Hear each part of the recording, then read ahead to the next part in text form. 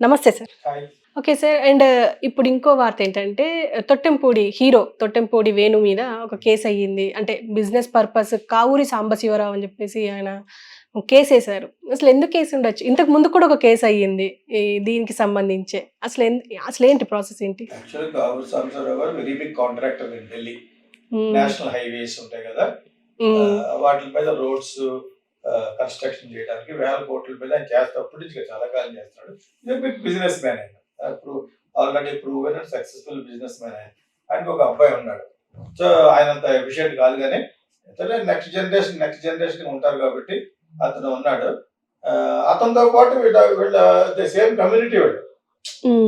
ఈ తొట్టెంపూడి ఆ వేణు అన్న పాపం క్లిక్ అవ్వలేదు, కానీ బాగుంటాడు యాక్చువల్గా. తను కూడా is related to these people ఈ కన్స్ట్రక్షన్. నేను ఎప్పుడో ఒక 30 years బ్యాక్ ఎల్ఎన్టీ ప్రెసిడెంట్ ఒక ఆయన వారు అనానగర్లో ఉండే మెడ్రాస్ లో. వాళ్ళు ఒకే ట్రైన్ లో వెళ్తున్నప్పుడు నేను ఫిల్మ్ మ్యాన్ అని తెలియగానే మీకు వేణు తెలుసా అని అడిగింది ఆడేవాడు. నేను సినిమా చూసానంటే ఈ మధ్యన వస్తున్నాడు అని అన్నా అనమాట. మాకు రిలేషనే అన్నారు.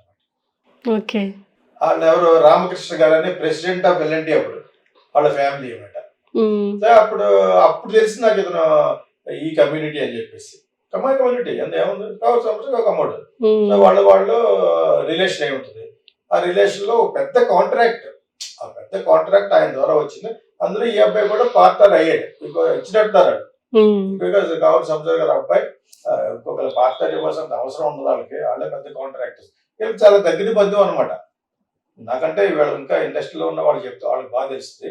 దాంతో ఒక 1000-2000 కోట్లు కాంట్రాక్ట్ ఉంటే దానికి సబ్ కాంట్రాక్ట్ ఇచ్చేది ఎవరికో, స్వాతి కన్స్ట్రక్షన్స్ ఎవరికో ఇక్కడ పడదు. దాని వల్ల ఇంకొకరికి ఎవరికో ఇచ్చినట్టు ఈ హ్యాండ్స్ మారినాయి. ఎందుకంటే అందరూ వర్క్ బాగా చేయకపోవటం, ఎఫిషియన్సీ తక్కువ ఉండటం, ఇంకా రకరకాల కారణాలు ఉంటాయి. అంటే పెద్ద పెద్ద కాంట్రాక్టులనే రీకాల్ చేశాడు జగన్ పోలవరం. సో అలాంటి దాన్ని ఎంజాయ్ అయిపోయారు గవర్నమెంట్ కాబట్టి. మీ గొడవ స్టేట్ గవర్నమెంట్ వదిలేశారు. యాక్చువల్గా సెంట్రల్ గవర్నమెంట్ కింద కూడా వస్తుంది. మేము రెస్పాన్సిబిలిటీ తీసుకున్నా ఉన్నారు కాబట్టి. ఎక్కడేంటంటే ఈ కాంట్రాక్ట్ కూడా వాల్యూమ్ వాట్ ఎగ్జాక్ట్లీ హ్యాపెన్ లోపల రిటర్న్ గా అనేది తెలిస్తే కానీ మనం ఎక్కువ చెప్పకూడదు. వాళ్ళు న్యూస్ కవర్ చేస్తారు, మనం చెప్తున్నాం. ఆ తొట్టెంపూడి అన్న ఫిల్మ్లో ఇన్వాల్వ్ అయ్యాడు కాబట్టి నేను అదే అంటాను, సినిమా ఏమాత్రం కనెక్షన్ ఉన్నా చెవులు పెద్ద అవుతాయి మనం. ఆ విధంగా చెప్పకూడదు. తప్పితే తొట్టెంపూడి కంటే కొన్ని 100 రేట్లు ఆయన బిగ్ కాంట్రాక్టర్ ఆయన సాంబశివరావు గారు. నాకు తెలిసి ఎప్పటి నుంచో. సో వాళ్ళ అబ్బాయి ఇప్పుడు నెక్స్ట్ జనరేషన్ టేక్ ఓవర్ చేసి ఉంటారు ఆ అబ్బాయిని. ఆ అబ్బాయికి అతను ఫ్రెండ్ రిలేషన్ డెఫినెట్ గా రిలేటెడ్ అయి ఉంటారు. సో ఇతనికి సినిమాలు కూడా పెద్ద ఇది లేకపోవడం వల్ల ఆర్ బిజినెస్ సైడ్ కూడా వెళ్ళి చేశాడు. హ్యాండిల్ మారినాయి అక్కడ. ఇప్పుడు ప్రెసెంట్ గా చేస్తున్న కాంట్రాక్టర్స్ కి రావాల్సిన ఇది it is gone to somebody else. ఎవరు వీళ్ళు మ్యానిపులేట్ చేశారేమో అని. వీళ్ళకి రావాల్సిన 400-500 crores వాళ్ళకి వేరే వాళ్ళకి జమ అవ్వడం వల్ల వీళ్ళు ఇమీడియట్ గా ఏం చేస్తారు, యాక్చువల్లీ లీగల్ ప్రాబ్లమ్స్ కదా. కోర్టుకు వెళ్ళే దానికి ముందు ఒక ఎఫ్ఐఆర్ చేస్తే బెటర్. వీళ్ళు ఇల్లీగల్ గా ఏదో చేశారని చెప్పి పోలీస్ రిపోర్ట్ చేశారు. దానికి మన నోటీస్ వచ్చింది. లీగల్ గా ఫైట్ చేస్తే మీకు తెలియదు, నాకు తెలియదు. అంతే. పోలీస్ స్టేషన్కి వెళ్ళారు కాబట్టి బయటపడింది రచ్చబండ కింద అనమాట. That is otherwise it's contract లో ఉన్న చేంజెస్ రావడం వల్ల, ఆ హ్యాండిల్ మారడం వల్ల ఎందుకు మారారు అనేది డెఫినెట్ గా ఎవరికి తెలియదు. ఏ ఛానల్కి వెళ్ళి తెలియదు, ఇంక్లూడింగ్ టైమ్స్ ఆఫ్ వెళ్ళినా కూడా they cannot tell unless they intrude. వాళ్ళ లోపలికి వెళ్ళి వాళ్ళ వీళ్ళ ఆ పార్టీని ఈ పార్టీ మనం అడిగితే చెప్తే వీళ్ళకి వెర్షన్ చెప్తారు. ఈ తొట్టెంపూడి అండ్ కావూరి ఆయన సన్ వాళ్ళు ఒకటి చెప్పచ్చు.